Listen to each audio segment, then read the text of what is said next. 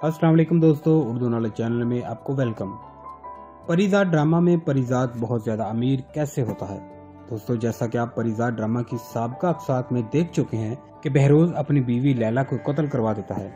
بہروز کے گرد پولیس کا گھیرا تنگ ہو جاتا ہے اور بہروز گرفتاری کے بعد اعتراف جرم کر لیتا ہے اور عدالت سے درخواست کرتا ہے کہ گرفتار شدہ عملے کا اس سرگرمی سے کوئی تعلق نہ ہے، لہذا انہیں رہا کر دیا جائے۔ عدالت بہروز کو موت کی سزا سناتی ہے اور فیروز خان کو بھی اس کی معاونت کے جرم میں سزائے موت ہوتی ہے، جبکہ پریزاد کو رہا کر دیا جاتا ہے۔ بہروز پھانسی سے پہلے اپنی ساری دولت، جائیداد اور اثاثوں کو 2 حصوں میں تقسیم کر کے آدھا حصہ اپنی بیوی اور بچوں میں بانٹ دیتا ہے، جبکہ آدھا بچ جانے والا حصہ اپنے تمام ساتھیوں میں تقسیم کر دیتا ہے۔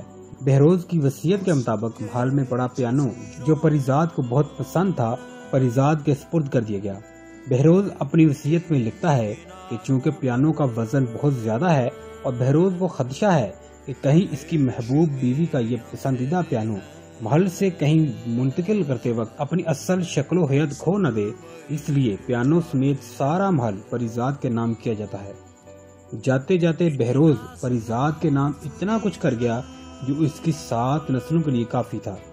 جو پریزاد بہت زیادہ امیر ہو جاتا ہے، جب وہ اپنی امیری کو دیکھتا ہے تو اسے اپنے پرانے دن یاد آ جاتے ہیں۔ بھائی بھابیاں جو اسے کسی خطر میں نہ لاتی تھیں، سب اس کے آگے پیچھے گھومتے تھے۔ اس ویڈیو کے متعلق اپنی رائے کمنٹس باکس میں ضرور دیں اور میرے چینل اردو نالج کو سبسکرائب ضرور کیجیے۔